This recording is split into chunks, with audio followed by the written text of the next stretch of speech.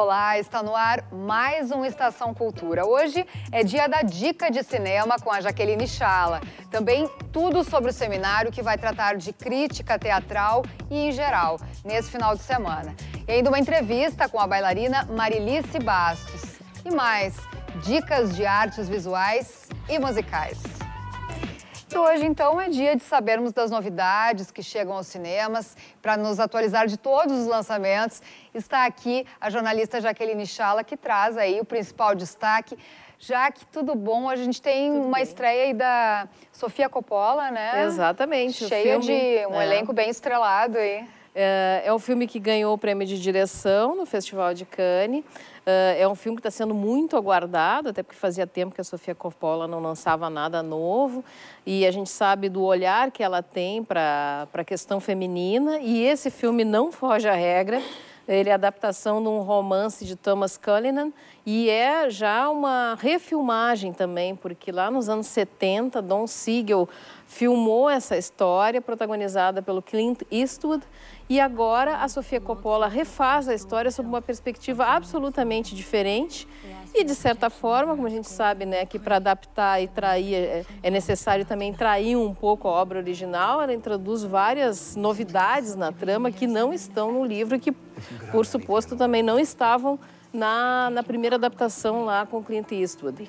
A história se passa numa escola para meninas durante a Guerra Civil Norte-Americana. Essa escola é comandada pela personagem da Nicole Kidman e, em certo momento, uma das meninas encontra um soldado ferido no campo. A guerra está muito próxima delas, aliás, o tempo todo o filme tem apenas uma trilha incidental e a gente ouve os tiros sempre e todos os rumores da batalha estão sempre presentes, embora a gente não veja essas cenas da guerra.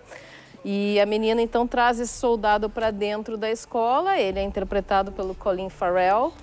E a partir do momento da chegada deste estranho na escola, todas as relações entre elas são perturbadas. Há todo um elemento de erotismo presente em cena, daquelas mulheres sozinhas, que não podem sair dali, né, porque a guerra está em volta delas.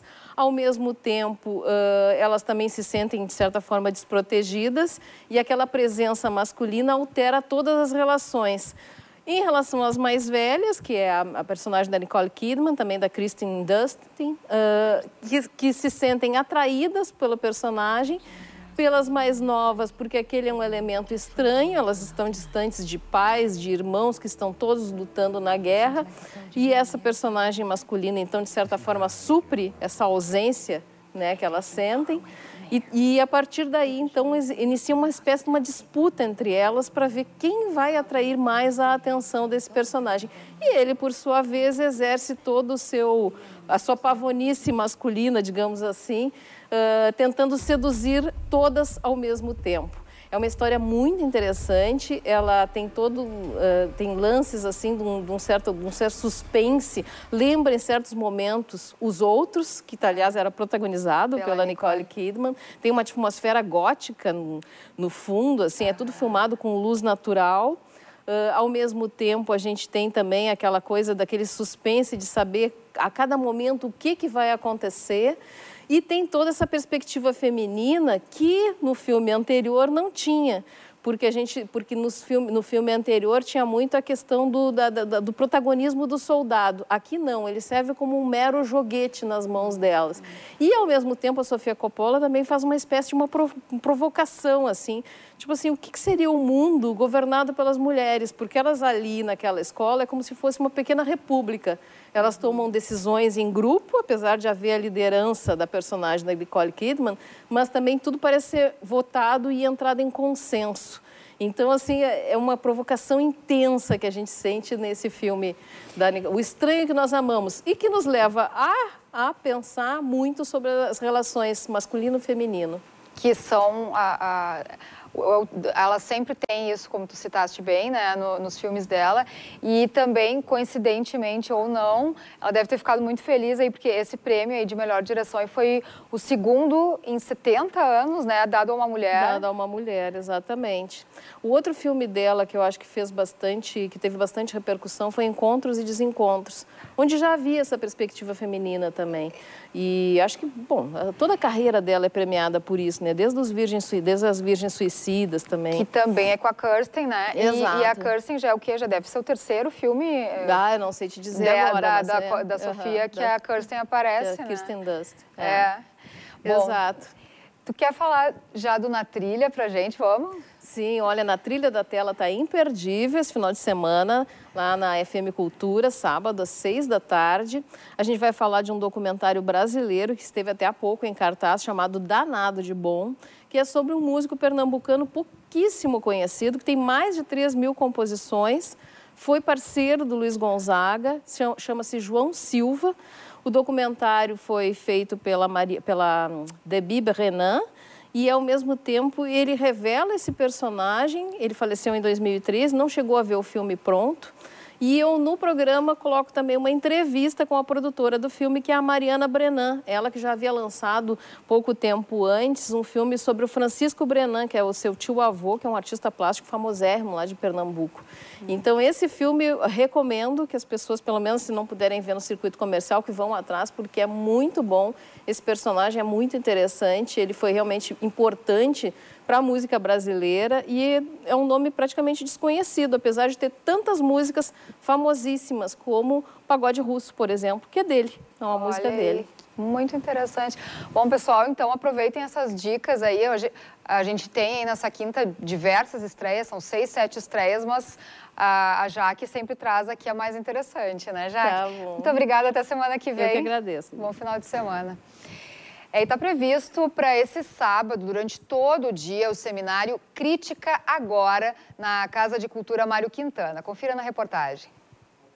Os jornalistas e críticos de teatro Michele Rolim e Renato Mendonça realizam neste sábado, dia 12, aqui na Casa de Cultura Mário Quintana, o seminário Crítica Agora, que vai abordar a crítica teatral neste momento contemporâneo. Renato, quais são os temas da crítica hoje? Bom, a gente houve uma migração da crítica teatral da mídia tradicional, que era especialmente o jornal. A crítica teatral migrou em boa parte para a internet. Isso aí favoreceu uma série de experiências dentro da crítica, né, com vários modelos, com vários formatos. Nesse seminário, que é uma iniciativa do Agora Crítica Teatral, que é formado pela Michele Rolim e por mim, a gente vai falar tanto sobre a história da crítica, a gente vai analisar como a crítica reage ao seu contexto histórico, político e social, ou seja, olhando para o passado, como a gente vai olhar para o futuro também, discutindo e propondo novos formatos de crítica. Quem é que pode participar? Todos, né? Porque até a Bárbara Eliodora, né, falava que, né, de alguma maneira todos nós somos críticos, né? No momento que tu te depara com uma obra de arte e emite uma opinião sobre aquilo, tu és um crítico. Mas isso é muito importante, esse encontro, tanto para curadores de festival, quanto para artistas, quanto para jornalistas, quanto para pessoas curiosas pelo teatro, porque é uma maneira de organizar os pensamentos, de aprofundar a reflexão, ou seja, é bom para todo mundo que se interessa por arte. E no próximo dia 5 de setembro, o Renato e a Michele vão realizar um outro encontro, mas este para falar sobre a experiência deles no Festival de Avignon, na França, este ano. Renato, como é que foi estar na França, acompanhando esse que é um dos mais importantes, se não o mais importante, festival de teatro do mundo? Foi ótimo, né? Claro, é uma realidade bem diferente da nossa. A gente foi a Avignon, a gente acompanhou parte da programação e foi a Frankfurt também. A gente vai se encontrar no dia 5 de setembro, às 19h30, no Goethe Institut, com entrada franca, para colocar essas nossas impressões. Importante dizer que a nossa viagem ela é fruto de uma parceria entre o Agora, o Goethe Institut e a Aliança Francesa, e foi financiada em parte pela Lei Rouanet, um projeto da Aliança. E antes da gente ir para um breve intervalo, uma dica para quem curte o trabalho do músico saxofonista Léo Gendelman. Ele vai estar em Porto Alegre no próximo dia 26 para apresentação no Santander Cultural, juntamente com o violonista João Camareiro, no repertório clássicos como Espinha de Bacalhau e Anfíbios. Fique agora com a música do Léo.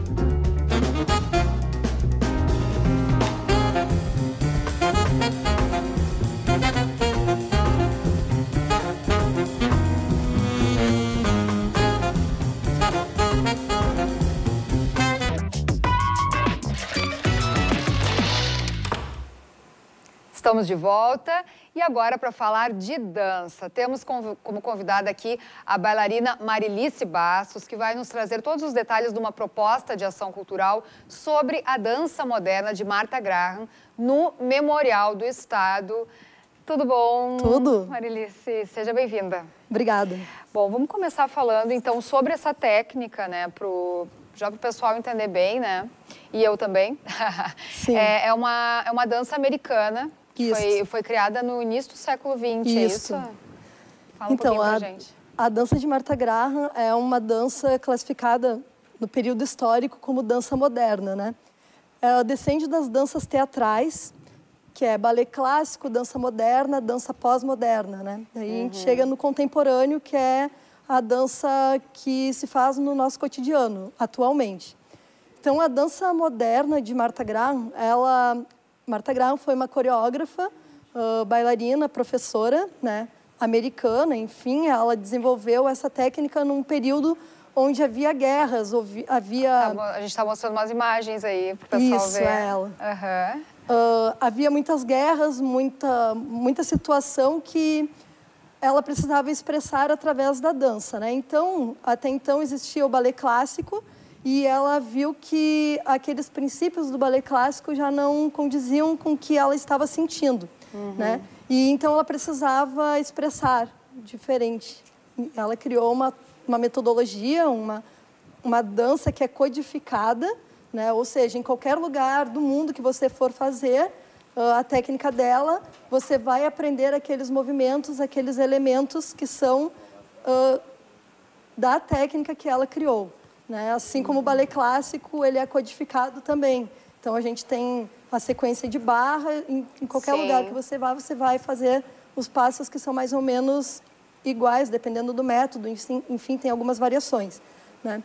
Então, ela desenvolveu essa técnica para expressar o que ela sentia. E rompeu com alguns princípios da dança clássica.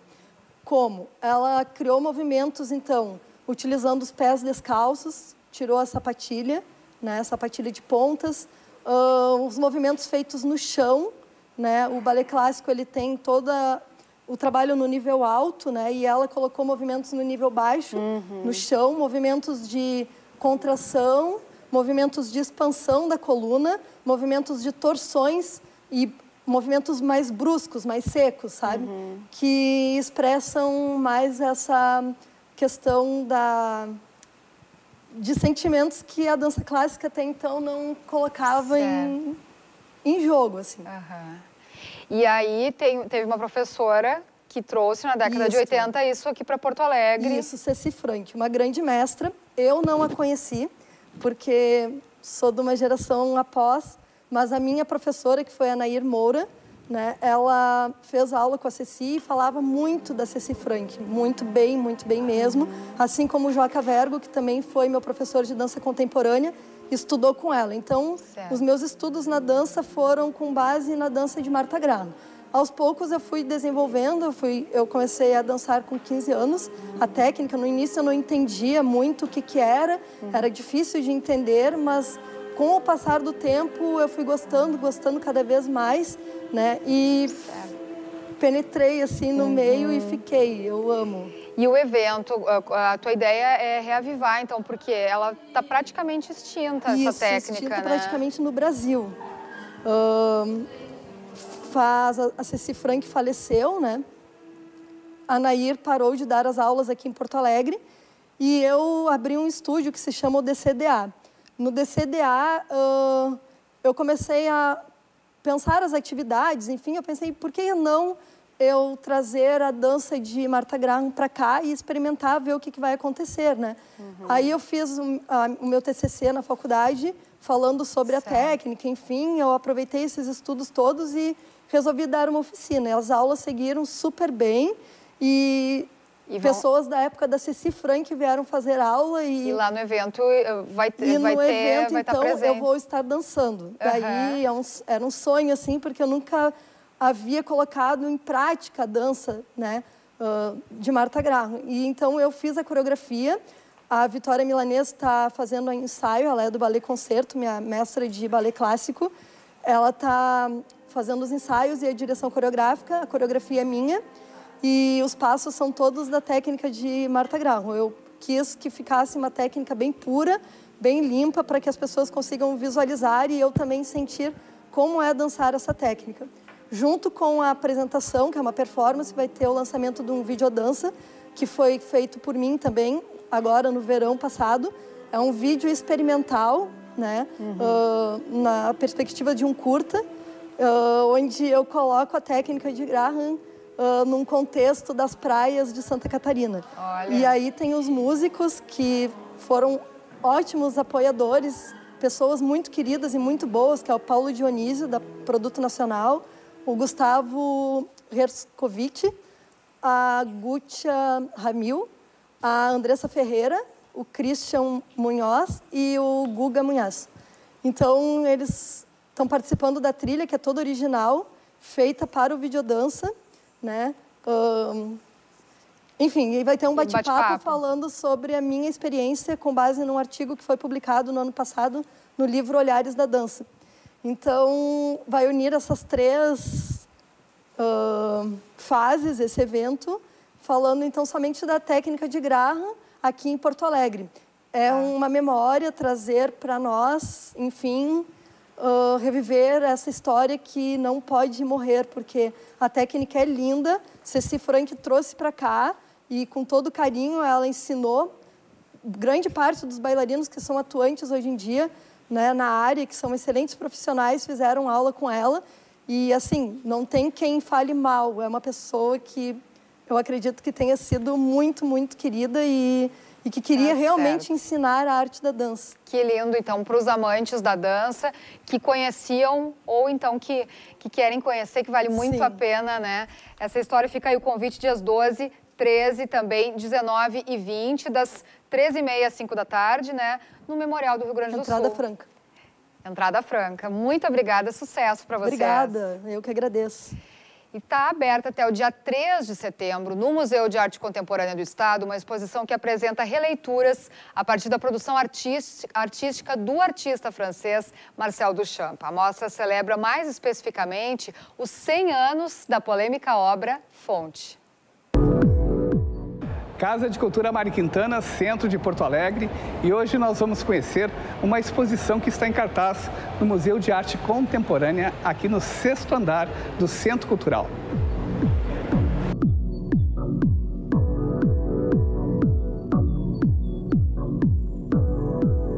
A exposição 25 vezes Duchamp é uma homenagem à Fonte, a mais importante e famosa obra de Marcel Duchamp, que faz 100 anos este ano. Em função disso, 24 artistas fizeram trabalhos, a maioria deles especiais, para homenagear essa importante obra de arte.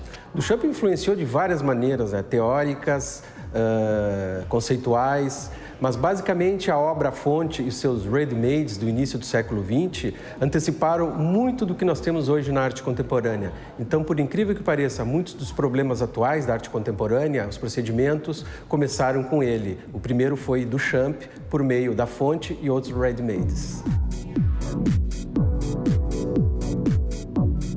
Na verdade, esses diálogos com Duchamp nos permitem trazer coisas, a refuncionalização do bem material para a expressão do discurso. Aqui eu tenho a injusta, que eu chamo, que é o desequilíbrio completo da relação da justiça com as expectativas que o povo e que a nação tem em receber desses membros de poder.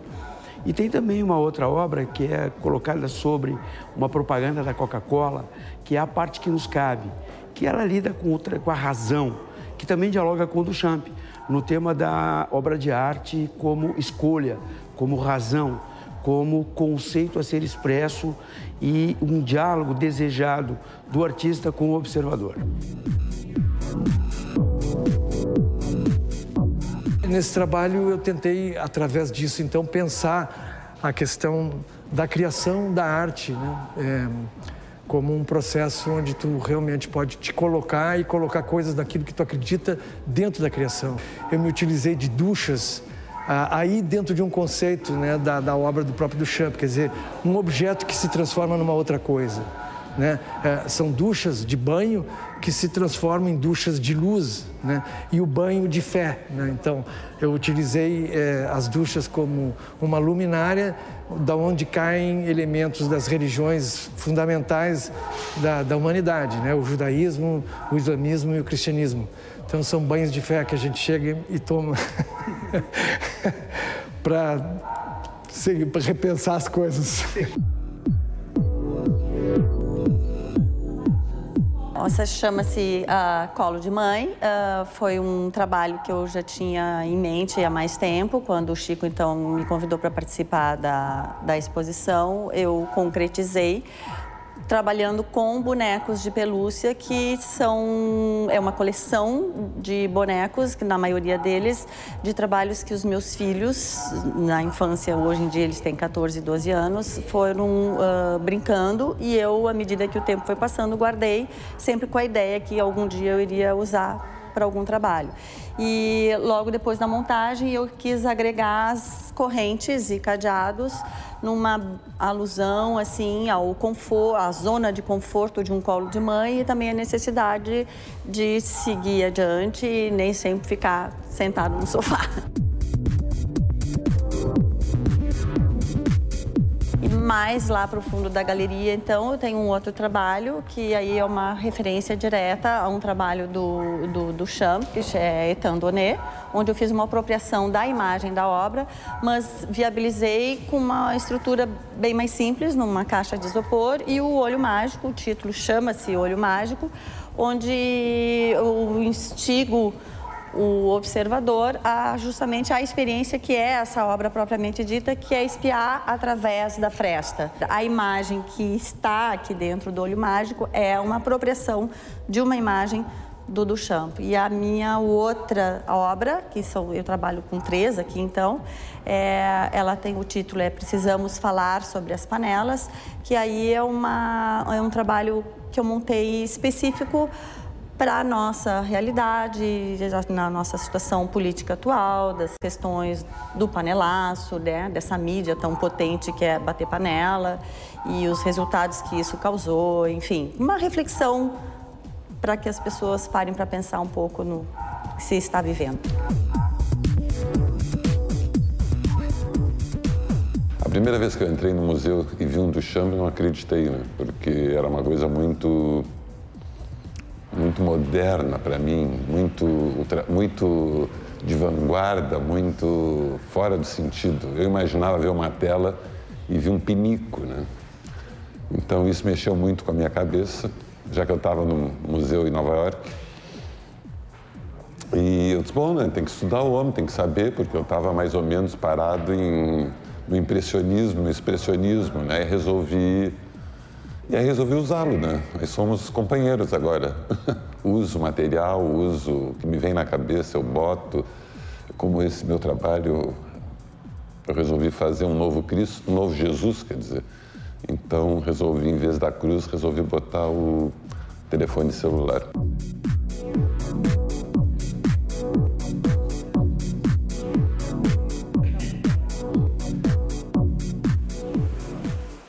E o processo de criação da exposição Mar Negro, que está em cartaz no porão do Paço dos Açorianos, será tema do encontro com o público e a artista plástica e cineasta Patrícia Francisco nesta quinta-feira. As atividades iniciam às 14h e objetivam discutir a pesquisa da artista, que traz na exposição a abordagem da chegada de negros escravizados ao Brasil. Além da artista Patrícia Francisco, participa da conversa, que ocorre às 18h, a curadora da mostra, Niura Ribeiro, e a entrada é franca.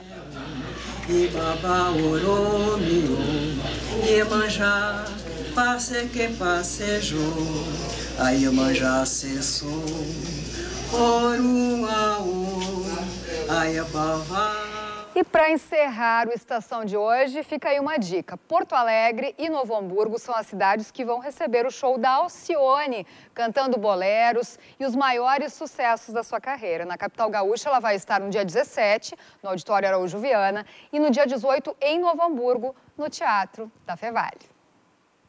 Entendida é ficar com você, procurando fazer parte da tua vida. Minha estranha loucura é tentar desculpar o que não tem desculpa. É fazer dos teus erros num motivo qualquer a razão da minha estranha loucura é correr nos teus braços quando a capa brilha, te dar sempre razão e assumir o papel